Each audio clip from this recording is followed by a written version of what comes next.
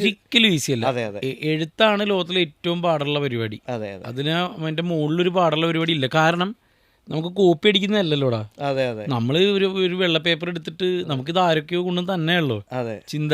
അതെ അതെ ആ സമയത്ത് കത്തുന്നുള്ളൂ. നീ പറഞ്ഞ പോയിന്റാ, നീ എഴുതുമ്പോൾ ഒരു കോമഡി നിനക്ക് ഇഷ്ടപ്പെട്ടിട്ടുള്ള നീ എഴുതുന്നത്, അതെ അതെ അത് പറഞ്ഞ് അവിടെയും ചിരി ഉണ്ടാവും. അതെ അതെ ടെലികാസ്റ്റ് ചെയ്യുക അല്ലെങ്കിൽ നീ കാണിക്കുന്ന യൂട്യൂബിൽ വരുമ്പോൾ അത് ചിരിയില്ലാതായി പോവാണ്. അതെ അതെ ആർക്ക് എന്ത് ചെയ്യാൻ പറ്റും? മറ്റേ രതീഷ് വിജയിച്ച്, അതെ ചിത്രഗുപ്തൻ വിജയിച്ചില്ല. ആർക്ക് എന്ത് ചെയ്യാൻ പറ്റും?